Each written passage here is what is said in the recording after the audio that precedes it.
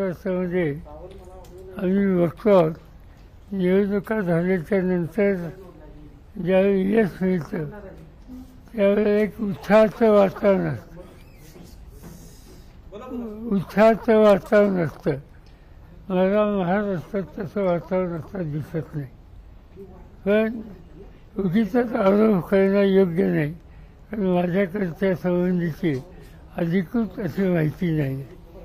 आम्ही फक्त काही आकडेवारी गोळा केली की साधारणतः प्रत्येक राजकीय पक्षाला या निवडणुकीमध्ये एकंदर मतं किती पडली आणि लोक किती त्यांचे निवडून आले. आता काँग्रेस पक्षाला महाराष्ट्रामध्ये 80 लाख होत आहेत आणि काँग्रेसचे 15 लोक निवडून आले.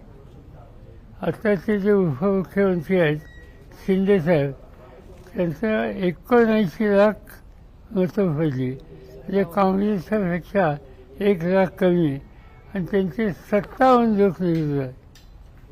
म्हणजे 80 लाखवाल्यांचे 15 आणि 79 वाल्यांचे 57. आता आमचे 2 उमेदवार इथं आहेत. या सगळ्यांची मतं शरद पवार गट 72 लाख आहेत आणि आमचे उमेदवार निवडून आले 10. आता अजित पवार गट यांचे 58 लाख मतं आहेत, त्यांचे उमेदवार निवडून आले 41. म्हणजे 72 लाख वाल्यांचे 10 आणि 58 लाख वाल्यांचे 41, 80 लाख वाल्यांचे 15 आणि 79 लाख वाल्यांचे 57. हा एक मोठा म्हणजे हे कॅल्क्युलेशन असतात. आम्ही काही खोलात गेलो नाही. प्रत्येक पक्षाला किती मतं मिळाली आणि त्यांचे किती उमेदवार आले एवढंच त्याच्यामध्ये बघितले. पण जोपर्यंत आमच्याकडे काही आधार नाही तोपर्यंत त्याच्यावर भाष्य करणं योग्य नाही. पण हे मतांचे आकडे हे मोठे आश्चर्यकारक आहेत. तर ईव्हीएमवर विरोधकांकडून संशय अजूनही घेतला जातोय. आज विरोधी पक्षाच्या आमदारांनी शपथ देखील घेतली नाही त्या संदर्भामध्ये. काय एकूणच ईव्हीएमच्या या संदर्भात जे वातावरण आता तयार झाले ईव्हीएमच्या विरोधामध्ये, काय नेमकी भूमिका असणार आहे या पुढच्या काळामध्ये? कसं आहे, त्याच्या आज भाष्य करणं योग्य नाही हे मी तुम्हाला सांगतोय. कारण आजच मी विधानसभेमध्ये सकाळी थोडी माहिती घेतली तर त्यांचं म्हणणं एकच होतं की लोकसभेची निवडणूक झाली तेव्हा ईव्हीएमची तक्रार नव्हती आणि तुम्ही आत्ताच कशी करता. आणि साधारणतः आमचं ऑब्झर्वेशन असते 4 निवडणुका आत्ता झाल्या.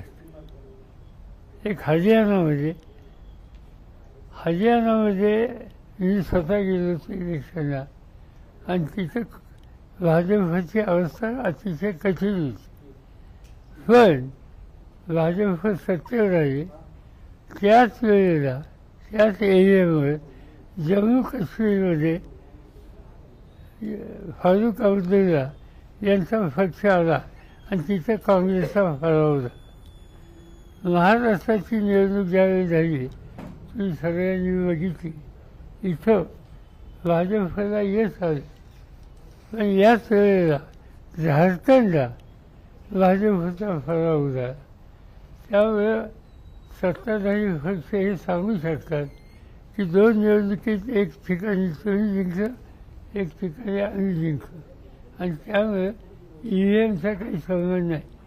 पण त्याच्यात एकच चित्र दिसतं, मोठी राज्य जी आहेत तिथं भाजप आहे, छोटी राज्य आहेत तिथं अन्य पक्ष. आज उत्तम जानकरांनी शपथ घेण्या अगोदर म्हणले की मी आमदारकीचा राजीनामा द्यायला तयार आहे, कारण 1,30,000 मतं गेलीत कुठं, त्यामुळे ईव्हीएमचा घोळ असू शकतो आणि बॅलेट पेपरवर यावं असं एका बाजूला त्यांची असं आहे की त्यांचा आग्रह उद्या मी त्या गावी जातोय.